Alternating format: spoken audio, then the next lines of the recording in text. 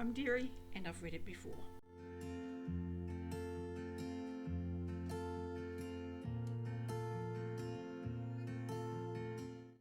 I should have a scripted spiel here for liking and subscribing, but I can't figure out how I want to say that, so just like and subscribe because it's really helpful.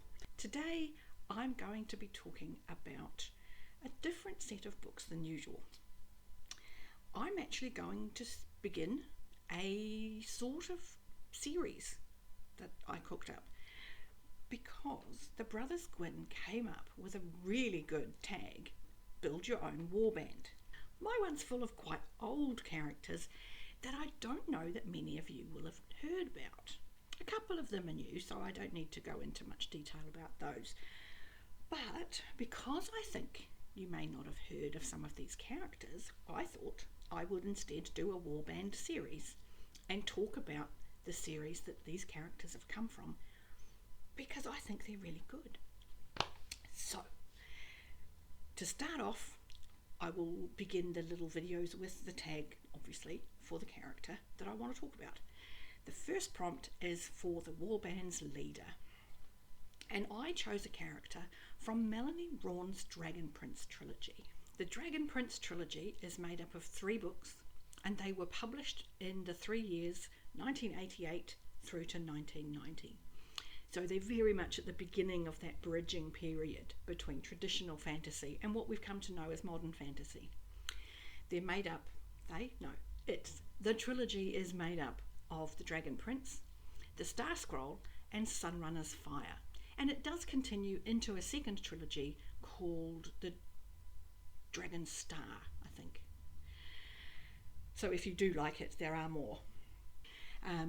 The initial trilogy, the Dragon Prince Trilogy, is set on a continent where it's being held by different princedoms. There is a high prince over all of them, and he's a bit of a horrible person. He's a bit Henry VIII. He wants a son really badly. He desperately wants a son. And he's had lots of wives and concubines and mistresses, and he has lots of daughters. And he's very manipulative. He very much enjoys the power that he has as High Prince, and really has no interest in creating peace, because he gets a lot of benefit every time the other princedoms are at war. So he almost fosters this niggle that's constantly happening in one princedom or another. And one of the other princes is the Prince of the Desert, and he's quite a warlike man, and he has a son, but his son's very bookish. He doesn't really understand his son very much, and he's busy battling for the borders of his princedom, which is the desert. His son is the person I have named as my leader in my warband. His son is Rowan, and he's learnt a lot of things, but his father thinks he's a bit of a softie and doesn't have a huge amount of respect for him, because the father is very warrior. He's still defending and forming his borders. And eventually Rowan acts out and disguises himself as a common soldier and joins one of the battles on the border. He actually just distinguishes himself in battle and very much gains his father's respect. And that's kind of where we start the book. Dragons are a part of this world. And they're a part of this world in that they're very much a part of the ecology of the world. They have hunting ranges, they have caves that they live in, and they live across most of the continent. But they breed and hatch in the desert, and they do this on a 3-yearly cycle. One of the dragon sires hasn't left, so a fully adult male dragon has stayed, and in a head-to-head battle the current prince of the desert is killed by this dragon. So Rowan becomes the prince of the desert as a result of this, and because it's a dragon year, the entire continent hold basically a big giant fair, and all the princes go and they discuss politics while they're there and have meetings, and it's previously been an opportunity for the High Prince to just pit them at each other and see what advantages he can gain. So he's going to this fair as a newly crowned prince of the desert.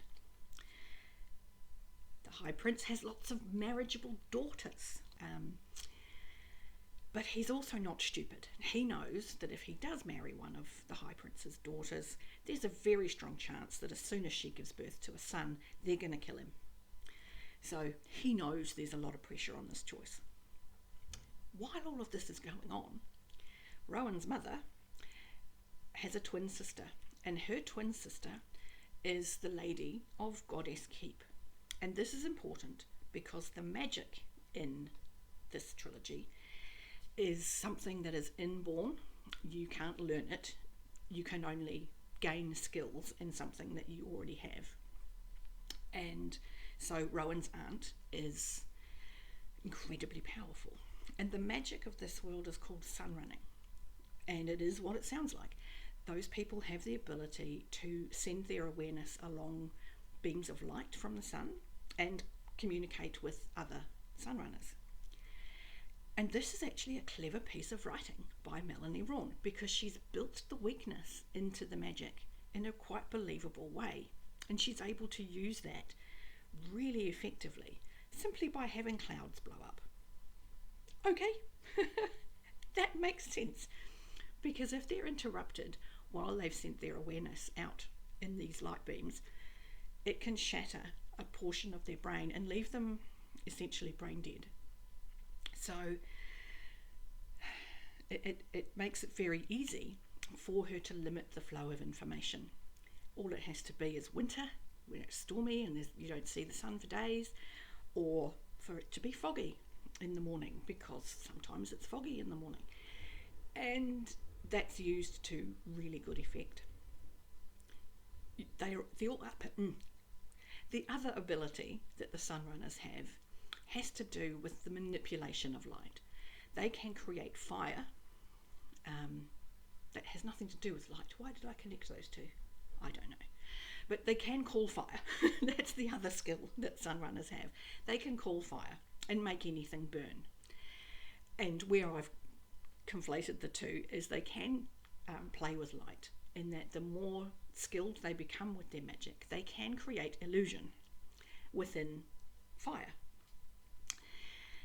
Extremely skilled Sunrunners can also perform a spell that projects their memories into the fire. So very few of the Sunrunners have that ability. They're not strong enough, or they're not trained enough. It's quite a rare thing. And it's called Goddess Keep, where they're trained, because they believe this is a gift from the goddess. This is their deity. So all of these factors are playing in. The aunt has a young woman at the Goddess Keep who she thinks would be a good match for her nephew. Unbeknown to her, this young girl at her woman-making ceremony at Goddess Keep has gone through a ritual where she sits underneath the specific bunch of trees, performs a ritual with water and air and fire, and she has a vision of herself as an older woman with Rowan and a child in her arms. So she's like, well, clearly this is destined to be. So the first book of this trilogy is the events at this fair, ultimately, and the things that come out of it. Rowan is not the dragon prince of the trilogy's name. That is the child that the young lady has seen in her arms in the beginning. And how that child comes to be and the impact that child has over the continent is what we're really looking at.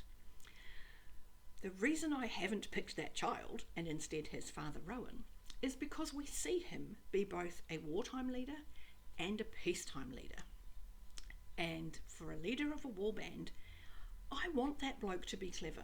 I want that bloke to understand his repercussions of his decisions, And I want that bloke to have goals. And Rowan does. He knows very early on in the book what the risks are. He knows very early on in the book what he wants to achieve. And he understands what that thing is going to cost him. He also has a couple of other advantages. One is that he has charisma. He's one of those people who, when he stands up to talk, people pay attention. There's no need for any of this banging on glasses or, clearing of throats, can everybody be quiet? He stands up and people go, oh, he's going to say something. So he has that ability to gain people's attention. And he's very good at making sure he's using everybody around him to the best of their abilities. So he brings out the best in his people, and as a result, he has a lot of very loyal people around him. And because we're in that point of fantasy writing where we're coming out of a lot of the very traditional tropes, but we're starting to come into a more realistic characterization time, he still has a fair bit of this whole, golden sun kind of thing. He can do no wrong. He does have a few flaws, not very many, and I'm actually okay with that. Because of when it was written, I think that she's a good enough writer that had she written it later, we would have seen more flaws in his character. But the strength that she gave him very much make him, for me, the leader of my warband. One of the other factors the trilogy has in its favour is there are a lot of really strong female characters. Female characters who are given agency, female characters across a spectrum of types, as well as there being a big age range of characters. So she does really well at inhabiting these places with believable groups of people. Like, it's not all just 20-somethings, and it's not all just teenagers. There are children, there are oldsters, there are people in training, there are people attempting to become masters at something. And it feels very lived in. I liked the level of, seems such a ridiculous statement, the level of reality in my fantasy. This was about the level I like. There was enough realism that the suspension of disbelief was so easy, and enough fantasy that it felt like I'd gone somewhere different. This was a different world and a different structure. It had dragons. Can't really go wrong with dragons.